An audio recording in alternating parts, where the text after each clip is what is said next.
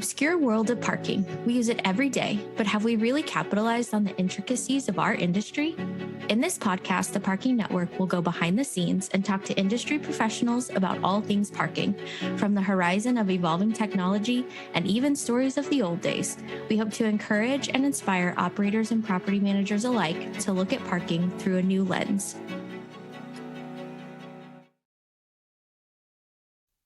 All right. Hello, everybody, and welcome to the Our Parking Industry Podcast. I am Krista Olien, and I am here with Clyde Wilson and Rick West. We have a special guest that's going to discuss all things parking, his experience in the industry, and his contributions and his projections for what the future holds. So Rick West is the new leader for Reimagine Parking, and we are so excited to have him on the podcast, and I will let him introduce himself. Rick? Thanks very much. So I'm Rick West. I'm stepped in 21 days ago as the new CEO of Reimagine Parking, which consists of Linear Parking, M-Park, Republic Parking, Park One, and AmeriPark. So one of the questions that Clyde asked before we started was just for me to provide some background for those of you who don't know me. So I'm of the age that when you get into the parking industry, it was common that you were born into it versus getting into it by accident, which is pretty much everyone today. So my dad's the one who got into it by accident in the late 1950s. And so I just kind of grew up with it. As I like to say, I started out learning how to count validation stamps. Then I graduated to sweeping. Then I made it to painting. And then I finally got old enough to get into the booth. And so growing up in a family business, as you go to college, the one thing you keep saying to yourself is, I'm never going into the family business. And yet that's exactly what I did. So after college, started in what I just call a small make-a-living family business in parking. And then that finally progressed through being involved with the Parking Industry Trade Association, specifically NPA, and where you really get to know so many people around the country. And what that led to for me was being asked by the CEO of Kenny Parking in 1991 to take over the Boston region, which grew to become New England with going into different states and also buying Schwartz Parking at that time based in Hartford, Connecticut. So after 5 years at Kenny, I actually was running multiple regions, and which started probably in 93.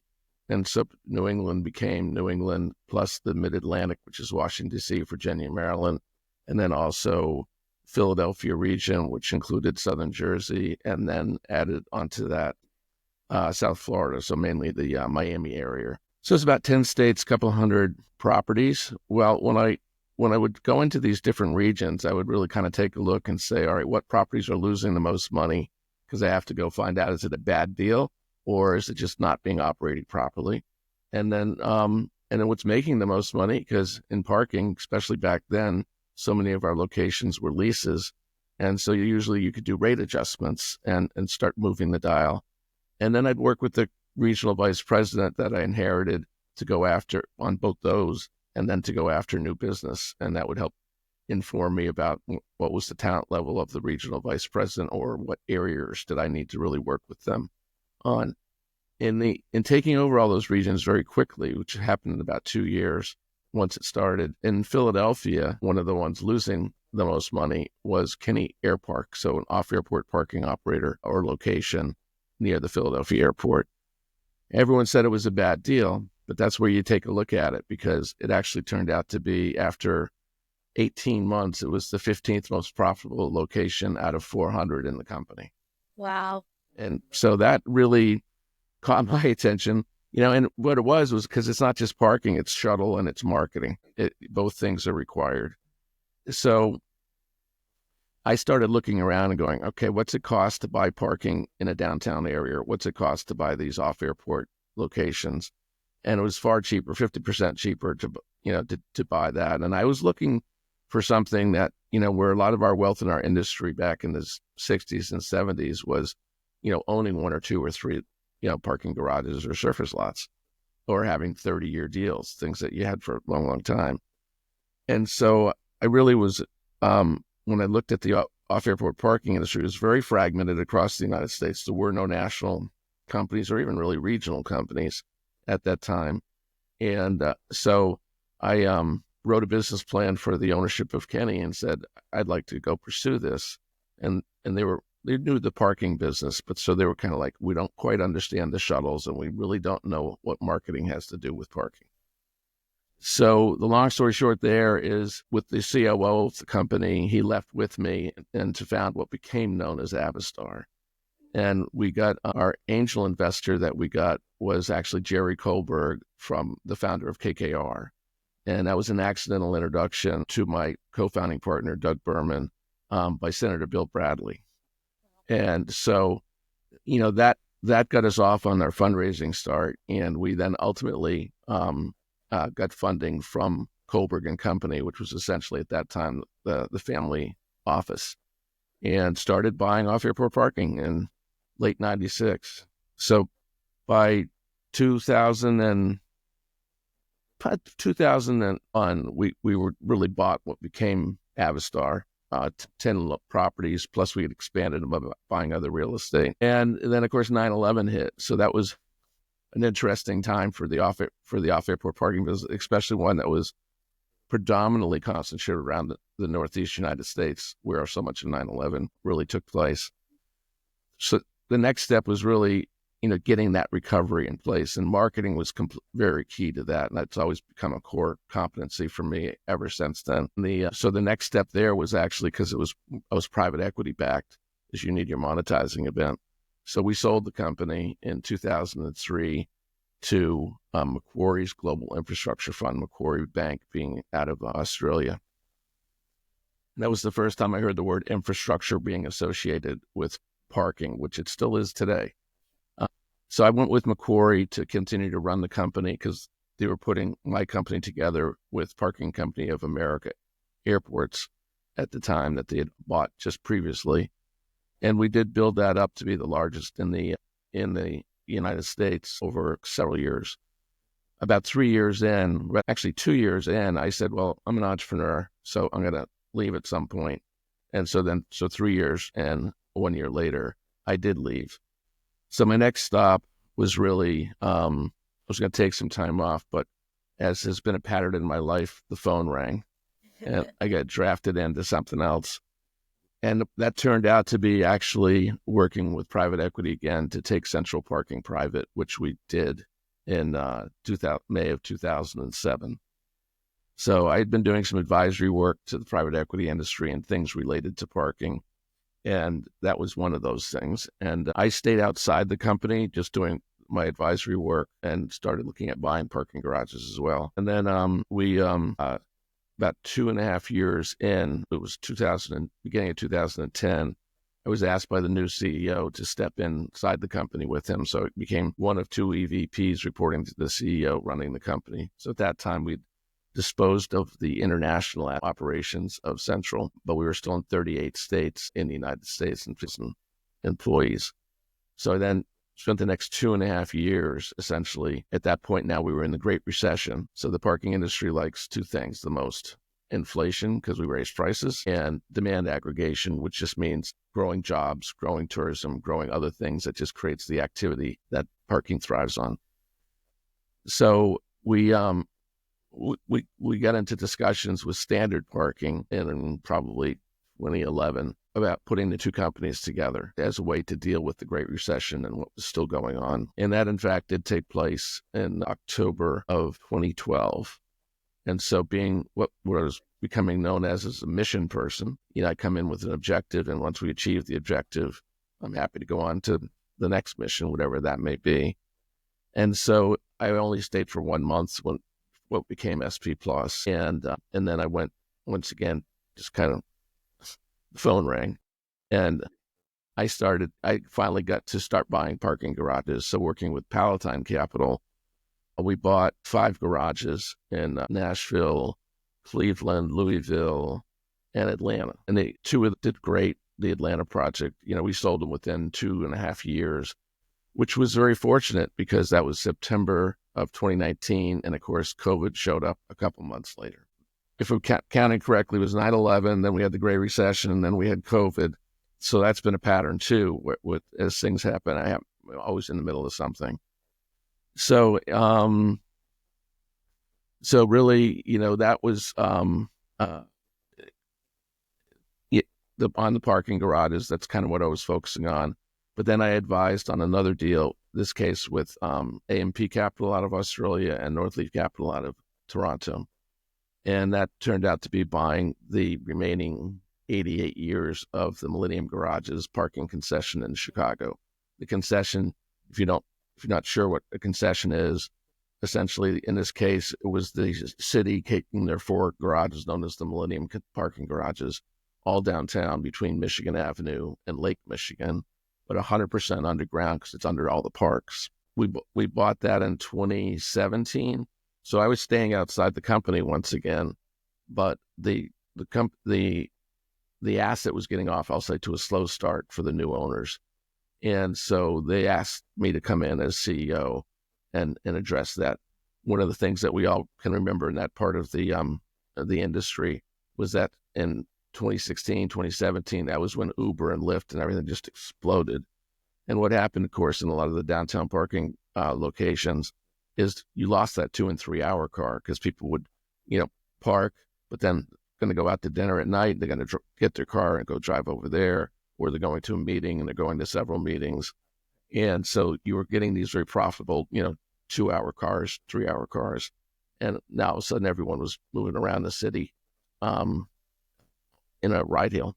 So we did a good job right away in 2017 and 2018 of really deploying marketing again. At this point, digital marketing, the Google pay-per-click, all those things had also exploded, which was a big benefit. In Chicago, most people don't realize it, but cities are really the biggest tourist generators in the United States. And Chicago is the 3rd largest tourist destination in the United States, behind only Orlando and New York City. So that was really a key part of our recovery. That's amazing. I didn't really think about that. Yeah, no, I think tourism is everyone thinks about commuters. Tourism is so important, and it's just getting more and more important. And demographics affects the parking industry. For most of us that have been in the industry a long time, so that certainly includes Clyde and me, it was the boomer industry and it was the commuter. And a lot of cities didn't really have much downtown residential. But over time, there's a lot of downtown residential. In Chicago, downtown, about every 5 or 6 years, the downtown population increases by 12 to 15%. And so that's a big factor. But then the tourism is the huge factor. I mean, looking at any city, how many hotels have been built in the last 20 years in cities? Yeah. You're right. That's right. Well, the downtowns are, I don't really think of Chicago, any of the great tourist areas. The reason I don't go to Chicago to be a tourist, but I realize that a lot of people do. And my wife and her sisters are one of them, because it's one of those it was built up as that great area downtown to go shopping and go to the lakefront. So a lot of people did go there as tourists. That's right. It's also, which is great for the parking, what I'm going to say next, parking industry, is Chicago is the magnet of the Midwest. So if you're from the West Coast to the East Coast, you may not think of ever going to Chicago for tourism reason, unless there's family and things like that, or some special event that's being hosted there, like Lollapalooza. But if 61 million people went to Chicago in 2019 and stayed overnight in hotels, so that's how the tourism gets counted. But 75% was from Illinois and the 8 closest states, so it's regional drive-in. So it's great for parking. Yeah. But it's a magnet for the Midwest. So anyways, I being CEO of the Millennium Garages was really only a part-time thing for me. And so I continued to, once again, with the garages I had bought, operate those. We always used local parking companies in each of the cities. We did sell Nashville. Nashville's such a booming city. It never stopped cranking out profits during COVID. It just didn't stop. So but I finally said to my board of directors, and I guess it was 2022 or something. 2022. I said, listen, I've finished my mission here. My COO was ready to be the CEO. So I'm going to leave next year, which turned out to be 2024, last year. Right. And so I did, and Isaac Riggs took over as CEO and has done a great job. And so that was September 2nd. Less than 3 weeks later, my phone rang again. Just, I don't know how this happens. So in this case, it was the new owners of Reimagine Parking calling and saying they'd like me to come in and be the CEO and bring the company back to what it used to be and get it flourishing again. So that's my new mission. I love that mission-driven approach. That's so interesting. Like, go in, solve the problems, move on to the next thing. I think it's good for the industry as a whole. So, Clyde, I don't know if you have any questions, but I can start talking about what I've been doing for 21 days now. Okay, well, I'll tell you what, you can start that to get us kind of up to speed on the challenges you've had. And then as soon as you finish that, I do have some questions about what you're doing in this 21 days, where you see that going and where you see that impacting the industry. Because, I've thought about this a lot since I got the call from you telling me what you were about to do. And so that makes me think a lot about this is going to have an impact on the industry. We have 3 companies right now that dominate the industry, and then a bunch of the smaller satellite companies. And, there seems to be some disarray going on in there. So to see you step into the top role here in one of those 3 leaders in the industry, I want to see what you think this is going to cause. So go ahead, tell us about the first 21 days, and then we'll go to the next 250 days, okay? I mean, the first thing was actually just, it as a lot of deals do, you think they're going to close, and then it delays a bit, and then all of a sudden it closes.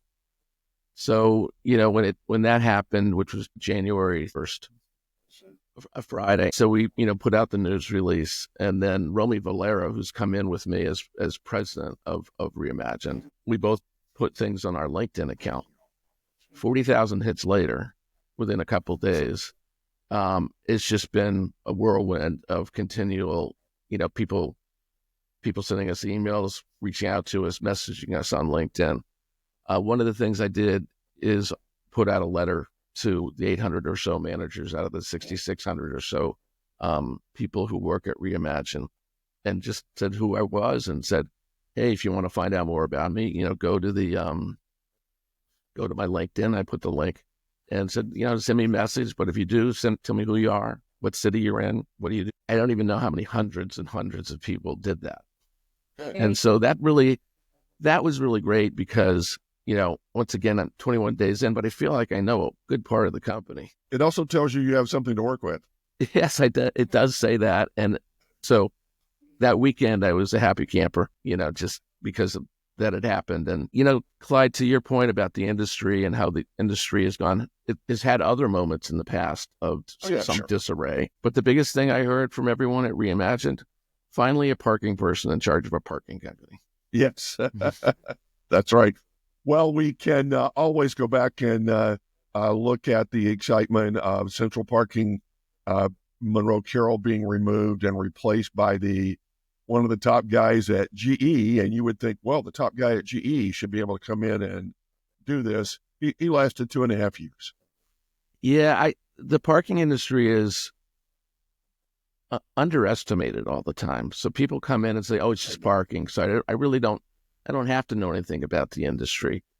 Right. Versus it's a very nuanced industry. And if you don't know what you're doing and you can't identify who the people in the company are that are the most talented and how to support them. I remember someone from outside the industry also coming in at Central Parking. And the one who I was going to mention that one, but I thought maybe not. No, he's a very good guy. And he's and he's a very successful CEO of David Spritel, actually. David, different one. Yeah. Okay. Yeah. But one of the things I said to him was, I just said, listen, we're very geographically distributed. We have talented people in it, but it's not the same kind of talent necessarily as other big corporate America companies. Right. And I said, so you really got to focus on like the 3 big things, and whatever your 3 big things are, but it's that wildly important goals. If you try and focus on too many things, you're not going to get any of it done. And it's even harder in a geographically dispersed industry like ours. And so people make that mistake all the time, and they just kind of stumble. And so, for me, one of the things I've been doing in this first 21 days and doing this with Romy and people inside the company is focusing on our verticals, where it's not just downtown parking. So in the 1960s, it was really just downtown parking.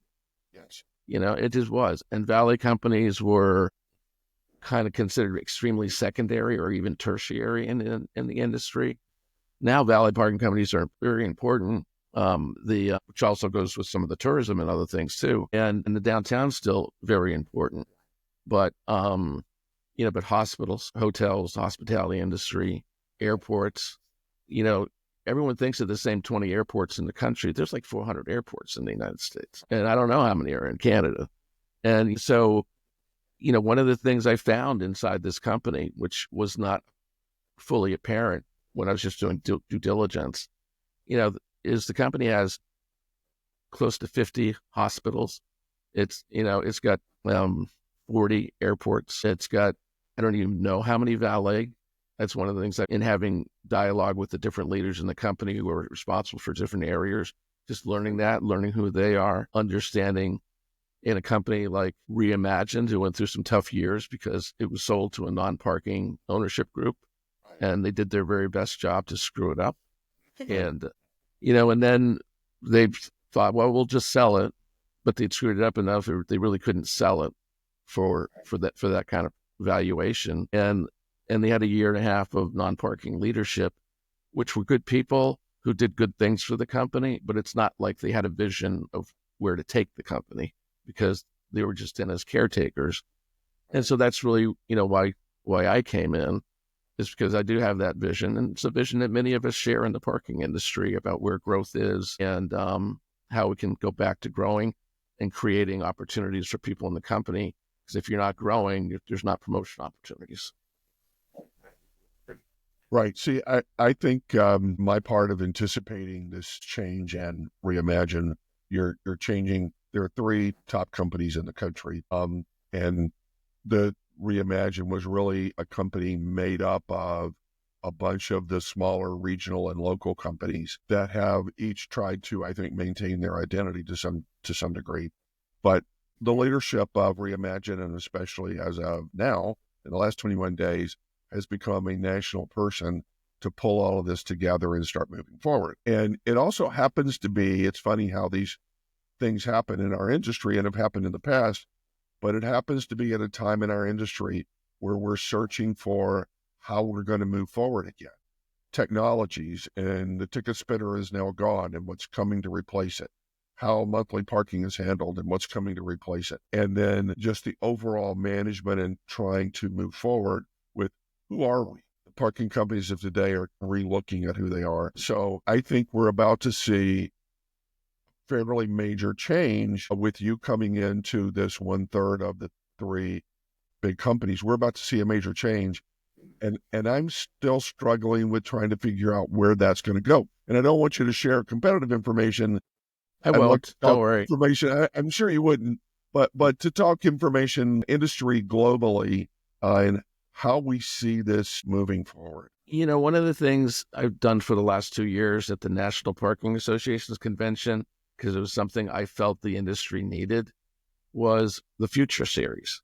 So there's 3 sessions in each convention, and one way or another, the 3 sessions all have to focus on electrification, digitalization, right, and personalization. Right. So when you think about electrification, the first thing everyone thinks about is EVs. Well, that's happening slowly. According to MIT Technology Review, disruptive things, when they happen far slower than anyone thinks. But once they happen, it becomes far bigger than anyone thought too. Right. And so, but now you have to layer in on electrification. Like one of the sessions we did last September was on energy.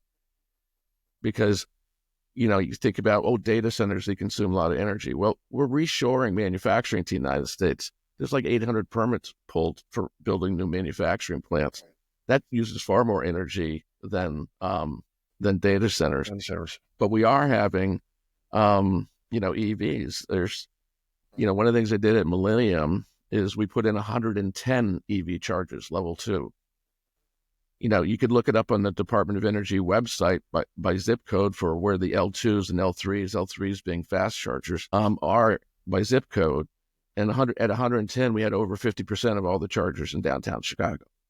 The amount of cars it attracted, yes. And it's a profit center. So besides being adding cars, it's selling the power. but you got to contract for your power in 3 and 4 year power agreements, so you know what your costs are, so you can create and build that business within a business. But then the thing you learn is everyone just says, well, when I need chargers, I'll buy chargers. Yeah, you can buy a charger, but are you going to have the power to be able to use the chargers? So I remember I told my team, I said, call ComEd and tell them we're going to put in 1,000 chargers and see what they say. They freaked. Oh, I'm sure they did. They said, we have no idea if we can give you the power. And I know another parking company who, called their utility on the East Coast and said, I'd like 3 megawatts for chargers. We don't have it. We don't have it.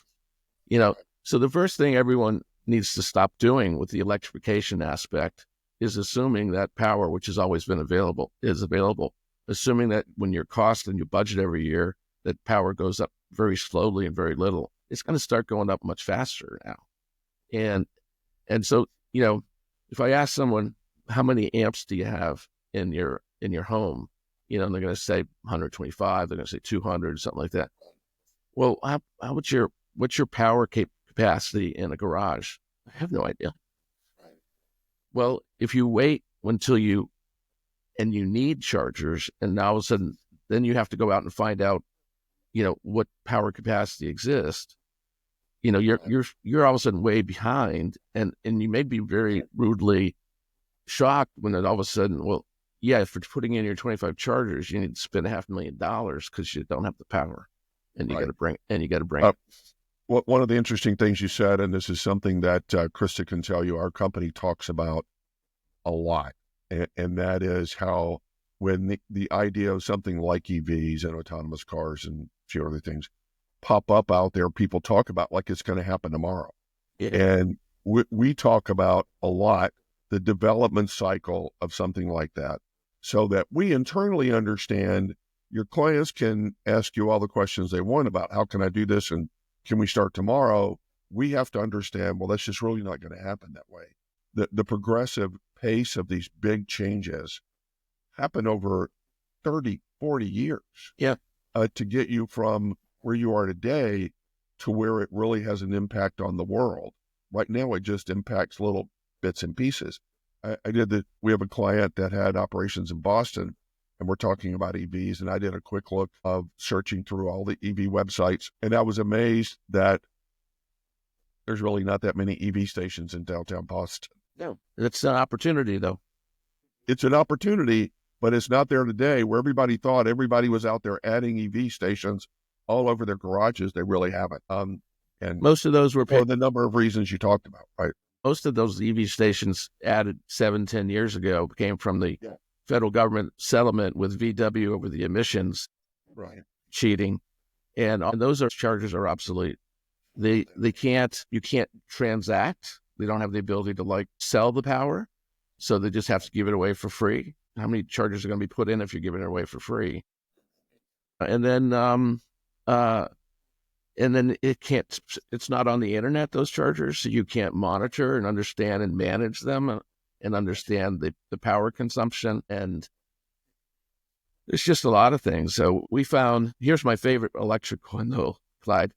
We know in the American Infrastructure Act, the federal government's been giving billions of dollars to the cities and other governmental entities to electrify their fleets with no thought about where to park them or charge them. Yes. So the city of Chicago is getting 400. They already have 250, and with no place to charge them.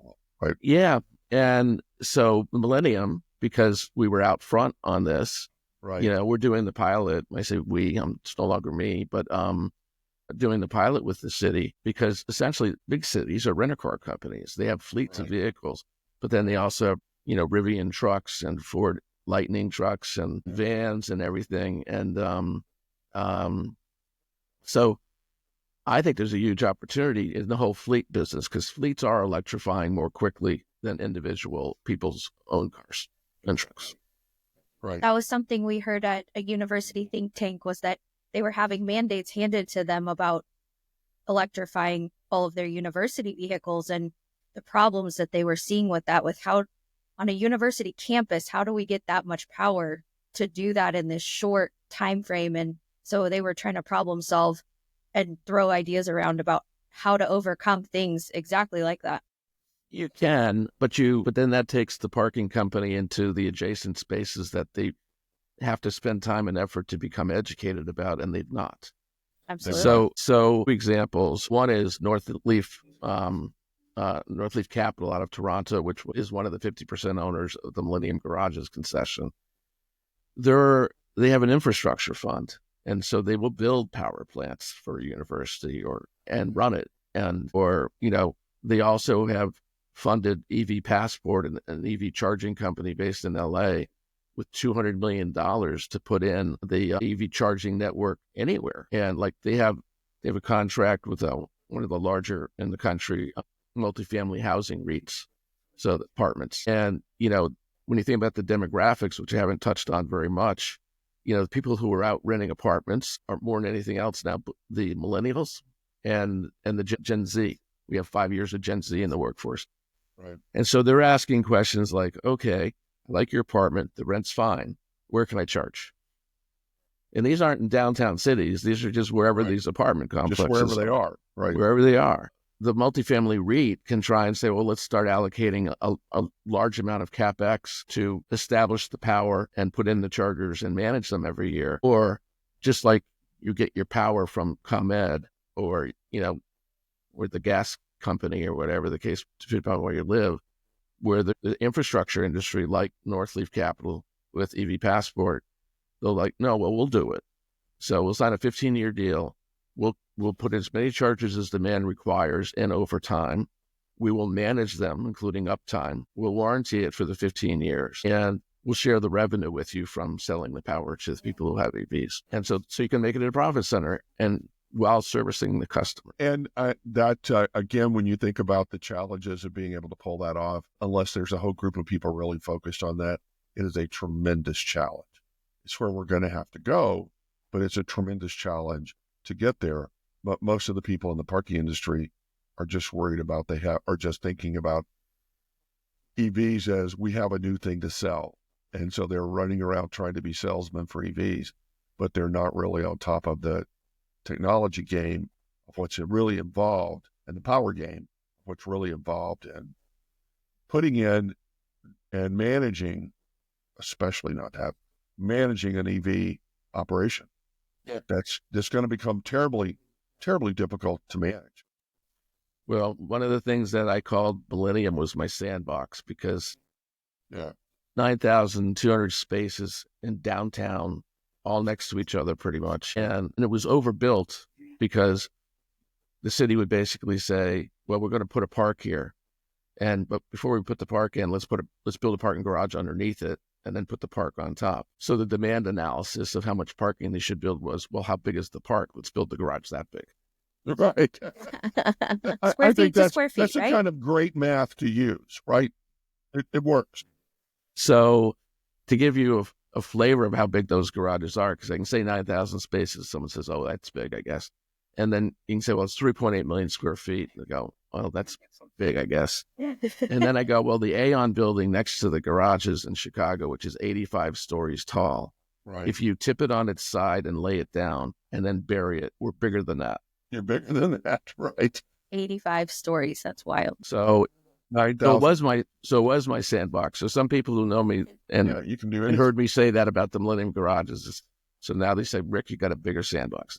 It's a pretty good place to play to start out, though, right? Yes, that's a good way to look at your next challenge. You just have a bigger sandbox, but yeah, with the Millennium Garages and 9,000 spaces, you have the ability to do almost anything and not really impact. You can experiment, right?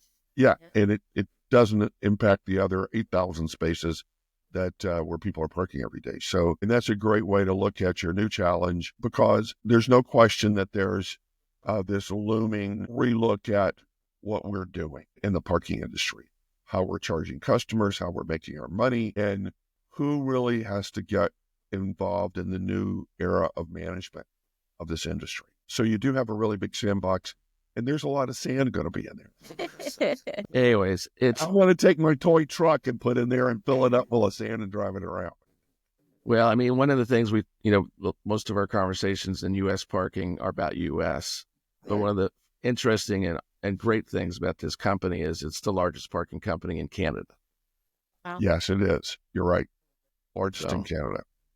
it's a great legacy at Impark, good people, and it's a special opportunity to and a privilege to manage that in Canada. I think you're going to see a lot of, once you get your marketing plan, because marketing is one of your real expertise.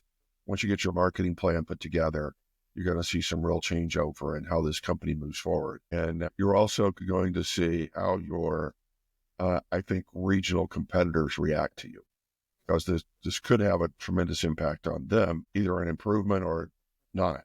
I'm not sure which. Or how we work together.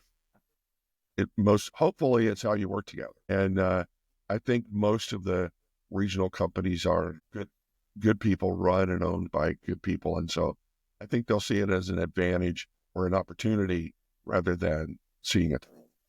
One of the things about my career, and since I've been in so many different settings and all over the country, and because of the trade associations that we have, I know most of them. Sure, you do. So I think our first instinct is, how to work together and help each other. I'm optimistic.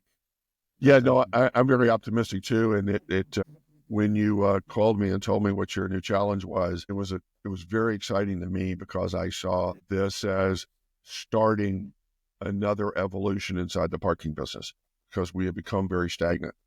There were all kinds of things, technologies, EVs out there pecking at us, but we weren't really seeing the leadership to be able to make those decisions and changes. And as I told you the other night, the industry has been sitting here waiting on somebody like you to come in and step out in the forefront of this, because we have this stagnation that's happened, and you don't get out of that until a leader comes along. So we are really looking forward to this, because this will change the industry. No question about it. You stepping into this role is not going to just change Reimagine Parking. It's going to change the industry.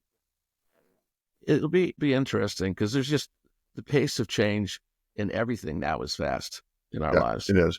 It is. We talk all the time about, I've used, and Krista has done a good job of kind of keeping me in check on it, but I use Moore's Law as the example. Moore's Law was created back in the 60s on the size, the amount of data you could put on a microchip, and then it doubled every 2 years. Yep. Well, when you start doubling every 2 years from the 1960s, imagine how big that is today. But it's not doubling every 2 years today. It's doubling now within months. Yeah. And so those changes get ahead of us, and it's hard to keep up with how all those changes impact your business. And then we've gotten stagnant in our industry, but there's a lot sitting out there waiting on us to do. I think, COVID was obviously a bad situation on lots of levels. Right. But one of the things I think when you think about change is that, a lot of things about change are just unknown. Sure. And so people don't tend to say, well, I'm going to do this to deal with the change, because they're not sure. So, we had 5,800 or so monthly parkers at Millennium when COVID hit. And so then we had 1,000, which probably was more of the residential component around, and also emergency personnel, because we were considered exempt from the closures. And so with my team, we sat there and said, well, how's the industry and how's our facilities going to come out of this? And the answer was, we don't know. So before I tell you what we did at Millennium, I'm going to go back to 9/11. So I'm sitting here with my team after we reduced cost in a week, but then we had no more costs to reduce. And so we said, okay, well, our customers are still our customers, but they're just not traveling right now. We're not as much.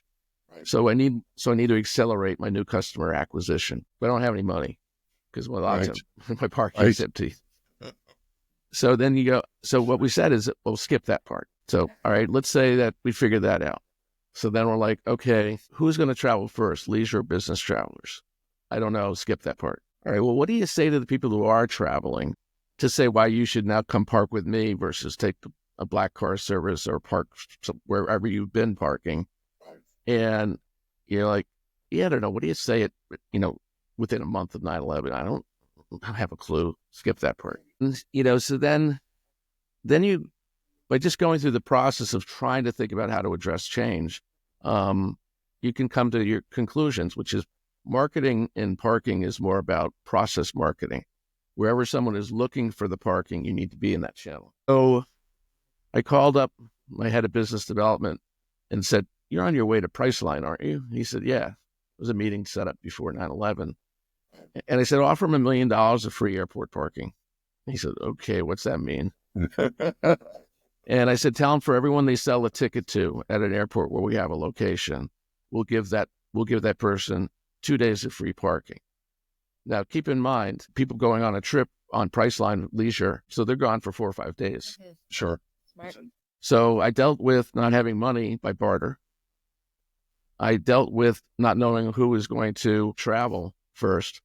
You just bought a ticket, you're traveling. You're traveling, right? Yeah, you're traveling. I dealt with, well, what do you say to people? It's like, well, I didn't have to say. Priceline said, "Here's a gift." And then he just goes from there. Now, Priceline, after being very excited, took a year to do a deal with us.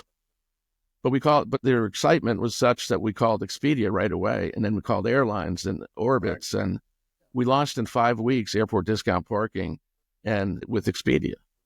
And Expedia said, "You're not in enough airports." So I called up all my friends in off-airport parking, Right. and we were at 25 airports within 5 weeks, and that became 50 airports. So our profitability in 2002, right after 9/11, was 20% higher than ever been, because we had acquired all these new customers, and and so on and so forth. So now fast forward to Millennium Garages and COVID. I said, I don't know if monthly parking is even going to be relevant anymore. So what we did is we established Flex Daily. Right. And we basically said it's a modernized version of Early Bird. You can park any 12 hours you want. Right. And so come in when you want, leave when you want. You didn't have in and out privileges. And then what I did is I went on the internet and advertised the program, but I promoted it by saying free Mondays. So if you sign up with us, put a form of payment on file, we'll give you a credential barcode, unique barcode, and you can park for free on Mondays. Because I needed to build a customer base of people who I knew was planning on coming back to the office and planning on driving. Right. So after signing up 21,000 people, we stopped the free Mondays. That'll impact your numbers. And what's also very important in hindsight was it's no longer volume and price, it's volume, price, and frequency. So it's a compounding model. Right. So if you're coming back, if I get, however many thousands of people parking twice a month, but the moment they go back to the office 1 day a week, they double. At no cost to me. At no cost to you. And no cost to me. So what Isaac told me recently was, he's up to like close to 5,500 unique users a month, far replacing the 2,500 monthlies that never came back. That's really funny, because it's something we're kind of working on right this very minute. And there are a couple of things in technology that have helped us out to be able to narrow this down or to even look at it correctly. And the number of unique parkers in parking garages today is a number we never saw before. And which means marketing is different. It is very different. But the parking companies haven't figured that out yet. And good. But it's going to terribly change. Well, one has now, but it terribly changes how you look at parking garages and how you manage it. I was amazed when we started sorting this out. I think it was really 2 or 3 months ago, the first time we looked at it, then started looking at some of the other garages that we touch and looking at the number of unique vehicles that park in there every day. And it's just overwhelming. Well, with LPR, you can do this stuff and do it pretty easy. Oh, yeah, that's what we're using. And you put it in a data warehouse, and then you can apply AI to it. Right. And once you get that enough to apply AI to it, you can really relook at how you're managing your traffic in these facilities. So it's a real change. That will be one of those things, and I don't want to do it here because we are talking to the whole industry and your competitors, but that's one of the 5 or 6 things that we see that over the next 5 years, we're going to see it will either impact the parking industry or not. And if it doesn't, it's going to be a big failure on our part to not get it in there. So of all of these 5 different things, and it's going to be interesting to watch.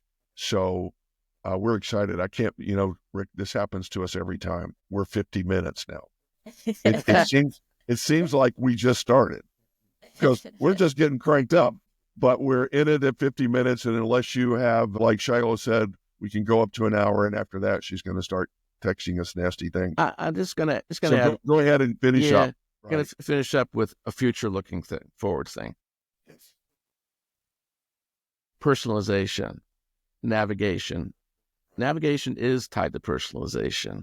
Very much. So, people get to some place is they use Google Maps, they use Apple Maps, they get in their car, they plug their phone in, it takes over the car and the navigation. And so it's a platform of personalization that people are using. But navigation in itself has been a very slow-moving technology. Yeah, the maps get better all the time, they get more points of interest on it and everything else. But that's all real boring stuff, actually. Where navigation is going is all navigation now is outside. So it'll take you to the garage. Right. And then people stopped using navigation years ago because I know where the garage is. But then they added in features like traffic. Right. And so now people just use it. Using it for now traffic. Everyone's using navigation all the time. I mean, my kids are always like, I don't need to know how to get there. Whether Google.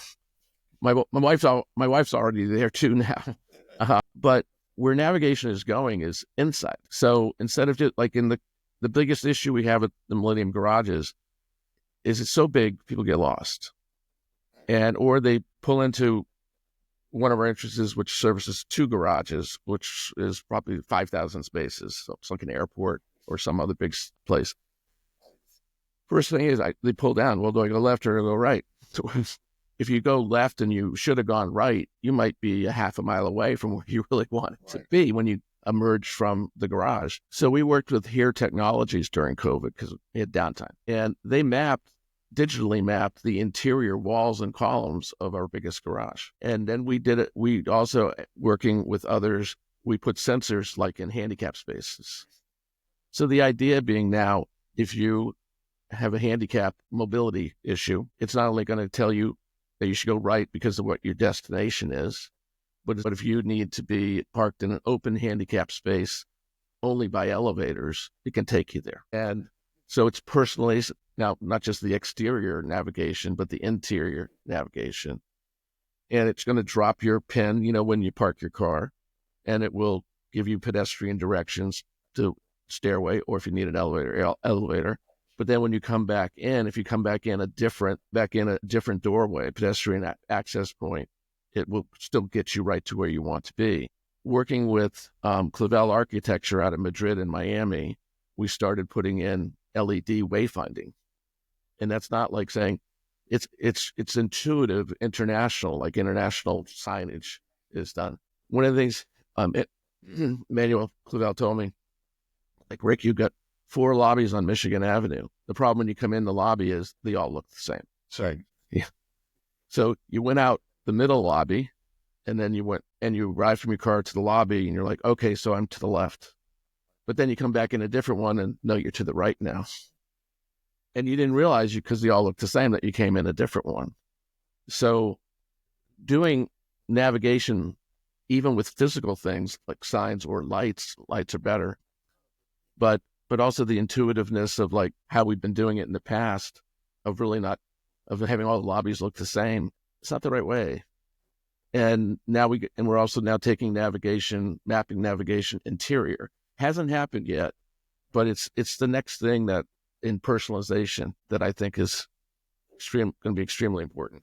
We as a group were talking about that either yesterday or the day before, and Lee asked me the question to tell a funny story about helping people who were lost in a garage.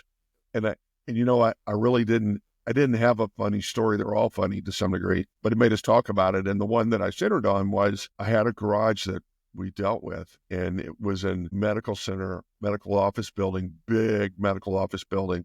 So you get off the elevator and you could have walked down from here, just kind of level 5 to here, or you could have walked up from here, or over here or over here. So you get off the elevator and you're a medical person that's just been to the doctor's appointment.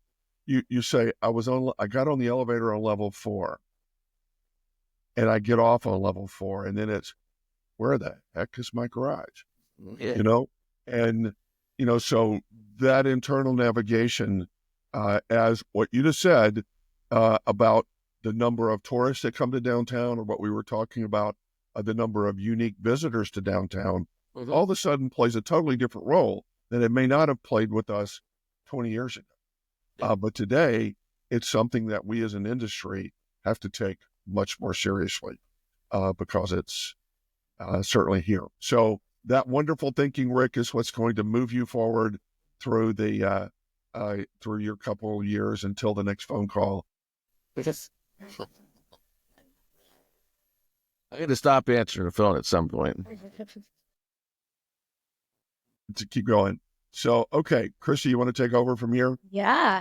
I was going to say, I clued in onto the unique parkers and the wayfinding and how that will play into each other going forward, and how they're both increasing at that exponential rate. And I love that concept, and that's a great one to end on. So thank you, Rick, so much for your time and sharing your expertise with us. We covered a lot, and I'm really excited. So your mission to go out and take Reimagine and take the parking industry as a whole to the next level through your creative approaches and unique ideas is so exciting. So we are glad to be kind of bystanders to watch and observe this challenge that you're going to face, and see how you overcome it and better the industry as a whole. So thank you, listeners, for joining us here on the Our Parking Industry podcast. And thank you again, Rick West, the CEO of Reimagine, and we will see you next time.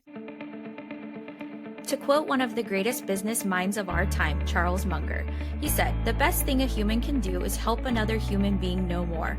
Here on our Parking Industry podcast, we want to provide knowledge and resources. If you heard something that sparked your curiosity in today's episode, please reach out on our socials at TPN Consulting. You can find us on LinkedIn, Facebook, YouTube, and Instagram. Don't forget to subscribe and follow. See you next time on Our Parking Industry.